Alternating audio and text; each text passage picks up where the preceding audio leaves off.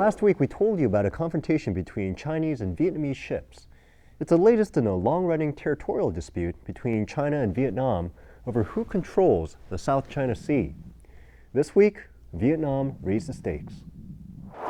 Vietnamese warships went into the South China Sea to hold live-fire drills. The Chinese Army's newspaper responded by accusing the Vietnamese of stirring up tensions. Some people in Beijing agreed. I think that Vietnam's reaction to China's action is kind of a challenge because the South China Sea has been China's territory since ancient times. They have no right to conduct a military drill there.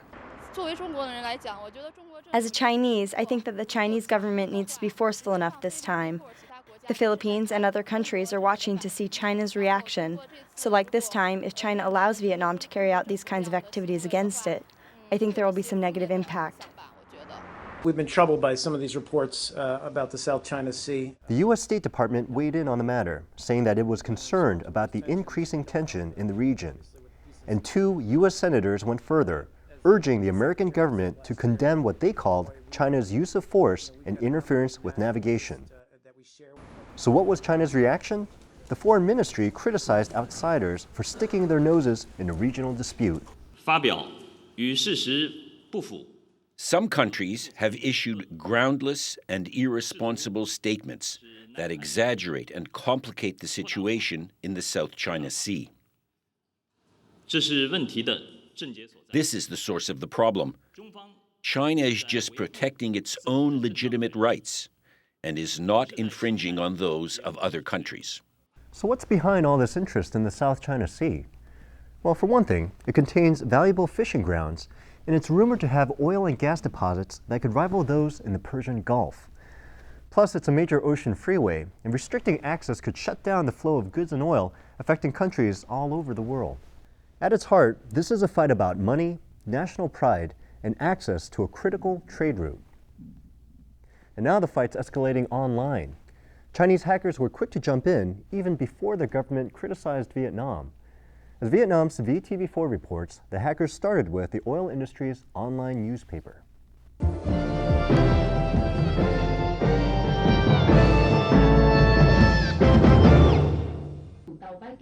It was 8 o'clock in the evening on June 9th, and nearly an hour after the online Petro Times newspaper posted pictures of the ship, Nguyen Qui Duc, owned by Petro Vietnam.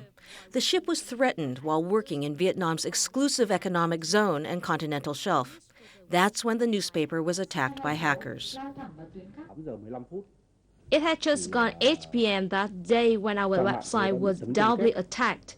Hackers mobilized around 600,000 accesses at the same time logged in the website, causing a denial of service attack, and then hackers deleted all the data. We had prepared for the situation, so we were able to prevent the attack. We didn't allow the hacker to post anything on our website. The Petro Times website was paralyzed for a half hour. On the previous day, June 8th, a website of the Ministry of Foreign Affairs was also attacked, and its interface was changed. The website of the Ministry of Agriculture also suffered the same fate. And around 20 subdomains of this portal were also hacked. The number of websites hacked has doubled in this period. Hackers have mostly targeted the domain names belonging to the Vietnamese government. The attack is obviously intentional. Hackers have tried to attack as many websites as possible. We now haven't reached any conclusion as to the qualification of those attempting attacks.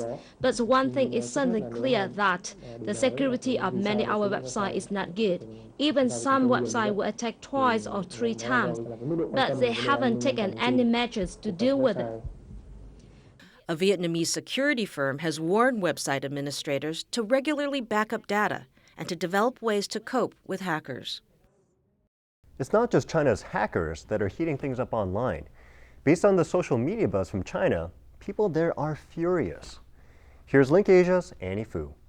The sentiment on Chinese social media seems to have turned vicious. On Sina Weibo, a Chinese version of Twitter, this microblogger says, "These Vietnamese are so mindless. How much money could you be getting from the U.S. for these little activities? Their lives are so backwards, not focusing on the economy." Another blogger eggs on the Vietnamese, telling them to continue what they're doing so that the hackers can keep attacking Vietnamese government websites. I am totally speechless about these Vietnamese. Good, very good. More than 600 hackers attacking government websites. The following blogger seems to be taking the dispute personally. I can't fall asleep at night. I think the Vietnamese should get spanked. Look how ugly they are when they're protesting. Keep in mind that the web is often censored in China, so it seems clear that the Chinese government is okay with these posts. I'm Annie Fu with Link Asia. What about the mood in Vietnam? Well, judging by the chatter in the blogosphere, the Vietnamese are just as angry. From Hanoi, Nguyen Qui Duc samples some of the buzz. People have been very excited here. They've managed 2 anti-Chinese demonstrations in 2 weekends in 2 cities. But it's really not that hard to get the Vietnamese excited about fighting Chinese dominance. Vietnamese history, it seems, from day one, has always been about Chinese armies pushing down and the Vietnamese pushing back. For example, 2,000 years ago, the Trung sisters fought a tyrannical Chinese governor. Their images are still being printed on postcards and posters today. The last time Vietnam and China fought was a tough border war in 1979.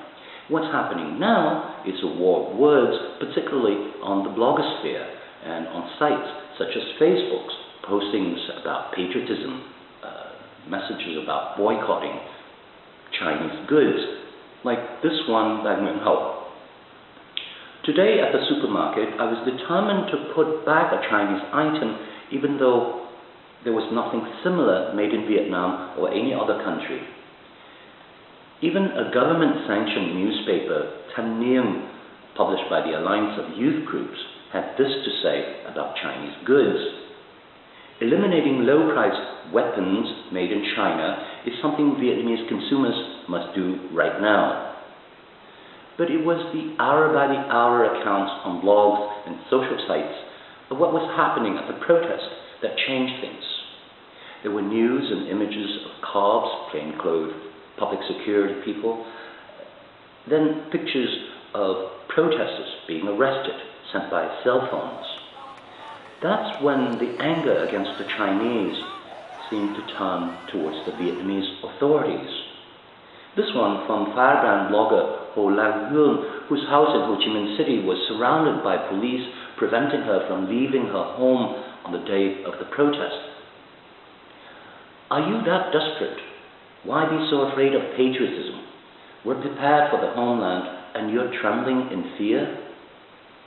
A more direct question was found on Bosit Vietnam, a blocked website started in protest against Chinese bauxite mining in Vietnam.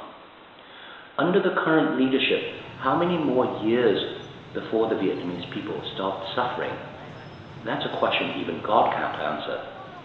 It torments the minds of so many who want freedom and democracy for their country, only to be paying for it with time in jail. Vietnam's Prime Minister has stepped up his rhetoric against what's called Chinese aggression. Meanwhile, just a few days ago, the government has issued a new draft law relating to military service. With the Vietnamese holding naval exercises in the disputed region, and China's presence in the South China Sea, along with Hanoi's reaction to the protests, all of these look likely to dominate the blogosphere for some time. I'm Nguyen Qui Duc in Hanoi for Link Asia. Link TV is the only U.S. network dedicated to global and national news, uncompromising documentaries, and diverse cultural programs. Programs which connect you to the world. To learn more, visit linktv.org.